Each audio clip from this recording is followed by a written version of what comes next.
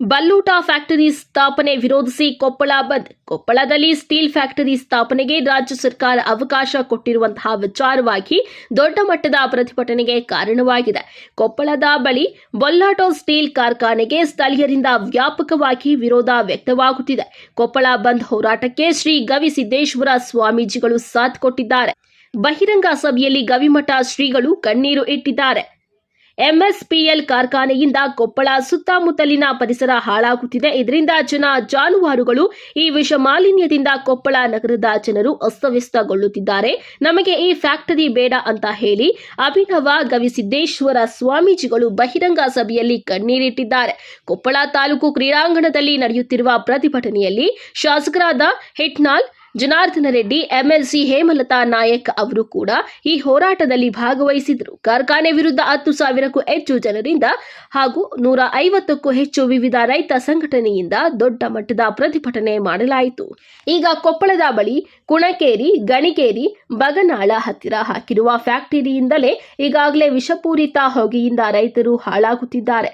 ಪುನಃ ಮತ್ತೊಂದು ಫ್ಯಾಕ್ಟರಿಯನ್ನ ರಾಜ್ಯ ಸರ್ಕಾರ ಹಾಕುತ್ತೇವೆ ಅಂದ್ರೆ ಈ ಫ್ಯಾಕ್ಟರಿ ಹಾಕಲು ಯಾವ ರೈತರು ಬಿಡುವುದಿಲ್ಲ. ನಮಗೆ ಯಾವ ಫ್ಯಾಕ್ಟರಿನೂ ಬೇಡವೇ ಬೇಡ, ಈಗಾಗಲೇ ಇದ್ದ ಫ್ಯಾಕ್ಟರಿಯಿಂದ ಹಾಳಾಗಿದ್ದೇವೆ ಎನ್ನುತ್ತಾರೆ ಇಲ್ಲಿನ ಜನರು.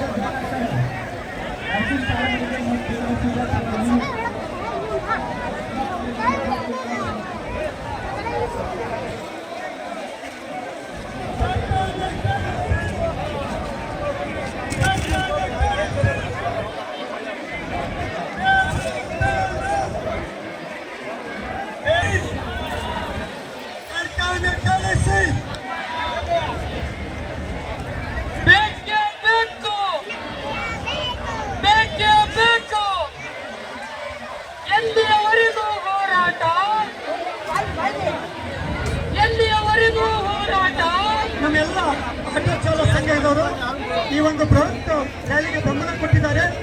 ಇವರೆಲ್ಲ ನಮ್ಮ ನಾಗರಿಕರ ನಂತರ, ವಿದ್ಯಾರ್ಥಿಗಳ ನಂತರ ಎಲ್ಲ ಆಟೋಗಳು ಸಾಲಾಗಿ ಹಿಂದುಗಡೆ ಬಂದಂತ ಕಳಕಳಿಯ ಪ್ರಾರ್ಥನೆ. ಎಲ್ಲ ರ್ಯಾಲಿಯ ನಂತರ ಎಲ್ಲ ಆಟೋವನ್ನು ಕಾರ್ಖಾನೆ ಕಳಿಸಿ, ಕಾರ್ಖಾನೆ ಕಳಿಸಿ. ಗಾಡಿ